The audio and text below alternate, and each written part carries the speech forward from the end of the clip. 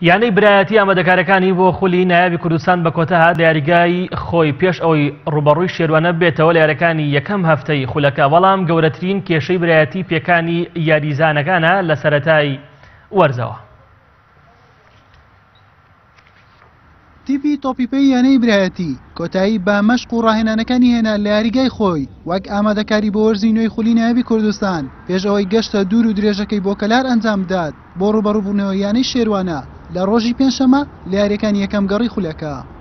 بەڕاستی ئێمە ئامادەکاریەکانمان تەواو کردووە، ئەمڕۆ ینی برێ ئاخر ڕۆژە ئینشاڵڵا بەیانی سەفەرەکەین بۆ کەلار یاریمان هەیە لە دەرەوەی یاریگای خۆمان لەگە یانی وەرزی شێروانە.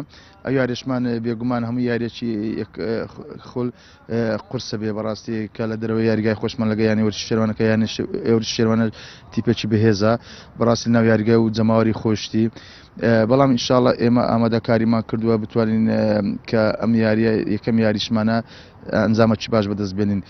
وەکو یاریزانەکان لەخوا بەزادوێ کەم و کوڕیمان نیە، بەڵام یەک دو یاریزانمان نەبی تووشی پێکانن هاتوون، ئینشاڵڵا ئانیش بۆ یاریەکانی تر ئامادە بن. یانەی برایەتی لەگەڵ ئەوەی بەشێکی زۆری یاریزانەکانی وەرزی ڕابردووی لای خۆی هێشتۆتەوە و گرێبەستی نوێکردوونەتەوە گۆڕانکاری گەورەشی ئەنجام داوە بەهێنانی چەندین یاریزانی بەتوانە لە شوێنە جیاجەکانی یاریگا، بە تایبەت هێڵی هێرشبەر کە وەرزی ڕابردوو برایەتی لەم هێڵا کێشەی هەبوو، کەمترین گۆڵی تۆمار کردبوو.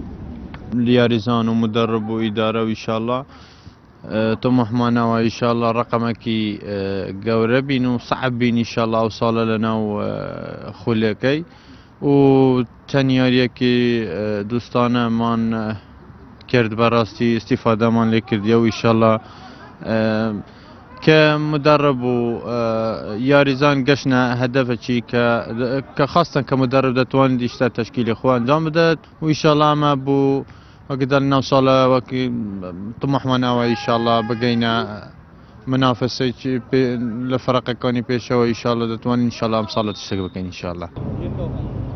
یانەی برایەتی ماوەی 3 وەرزە لە خولی نایابی کوردستان یاری دەکات دوای گەڕانەوەی لە خولی پلەیەک، هەرچەندە نەیتوانیوە ڕکابەری نازناوەکە بکات، بەڵام تیپێکی ئاسانیش نەبووە بۆ بەدەستێنانی خاڵ لێەوە. بۆ ئەم وەرزەش ئامادەکاریەکانی جیاوازتر بووە بە مەبەستی بەدەستێنانی پلەیەکی پێشەوەی ڕیزبەند.